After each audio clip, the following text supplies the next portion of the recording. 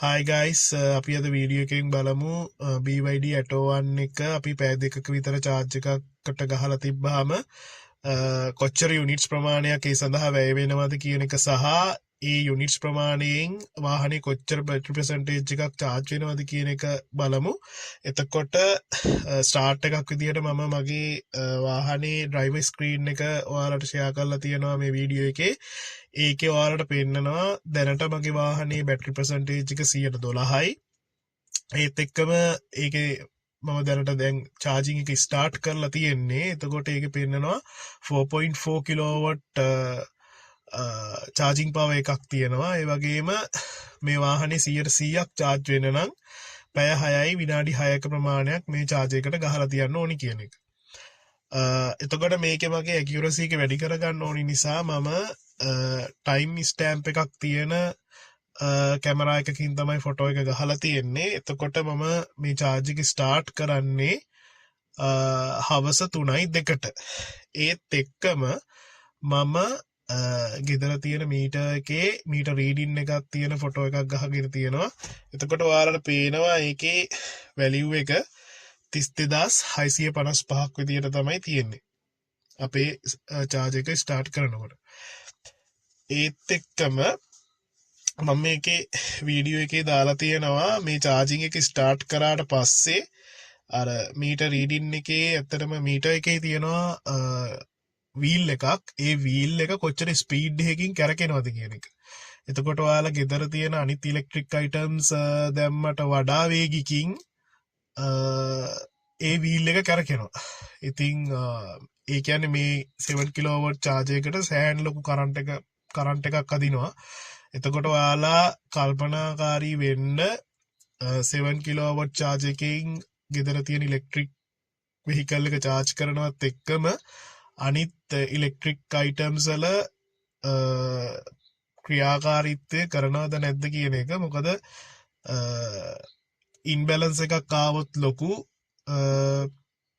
අනිත් electric items damage වෙන්න පුළුවන්. ඉතින් ඒ ගැන ඔයාලා කල්පනාකාරී වෙලා ඉන්න charge එක කරන වෙලාවට.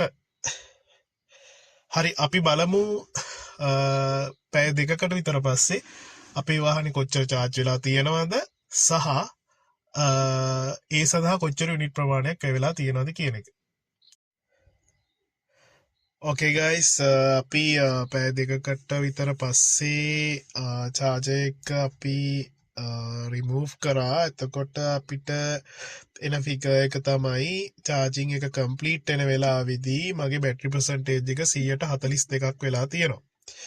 එතකොට 142ක battery percentage එකක් ගන්න වෙලාවෙම මම අර time stamp එක තියෙන photograph එකක්ම තමයි මේකේ දාලා තියෙන්නේ. ඔයාලට accuracy එක හරියටම දෙන්න ඕනි නිසා ඒ වෙලාවෙම මම අපේ ගෙදර මීටර් රීඩින් එකේ ෆොටෝග්‍රාෆ් එකකුත් ගැහුවා.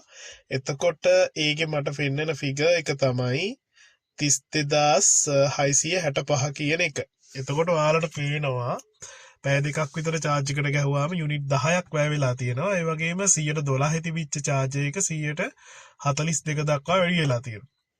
එතකොට ඒකේ අපිට පැහැදිලි වෙන දේ තමයි යුනිට් 10කින් වාහනේ battery percentage එක වැඩි වෙන්නේ 130ක් කියන එක.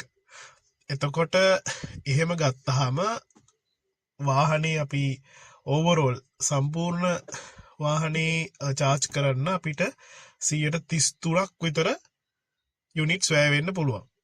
ඔය ගණනය කිරීම අනුව. එතකොට මොනවා හරි මේ මීට වඩා වෙනස් අත්දැකීමක් නම් ඔයාලා ගාව තියෙන්නේ charge එක කරනකොට ඊට වඩා හරියටම 30 kilowatt නම් යන්නේ හෝ ඊට වඩා අඩුවෙන් යන්නේ කියලා හරි ඔයාලට වෙනස් අත්දැකීමක් තියෙනවා නම් comment section එකේ comment කරන්න.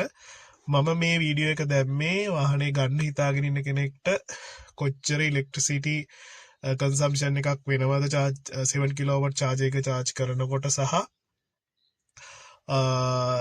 ඒකත් එක්ක electricity bill එකේ පොඩි calculation එකක් ඔයාලට කරගන්න පුළුවන්. අපි ඉස්සරහා වීඩියෝ වලින් බලමු. ඇත්තරම මම තාම සෝලා එක ගහලා නැහැ. එතකොට ඉස්සරහා අපි වීඩියෝ වලින් බලමු මේ මේ 7 කිලෝවට් චාර්ජයකින් දිගටම චාර්ජ් කරගෙන යනකොට ගෙදර බිල් එක කොහොමද හැදෙන්නේ සහ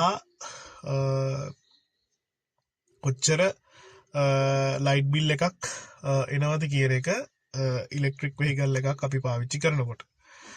හරි අපි තවත් වීඩියෝ එකකින් හම්බෙමු.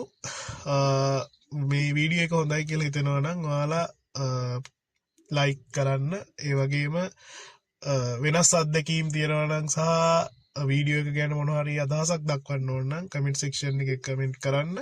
ඒ වගේම channel එක subscribe කරලා තියාගන්න. හරි එහෙනම් අපි තවත් වීඩියෝ එකකින් හම්බෙමු. හැමෝටම සුබ දවසක්.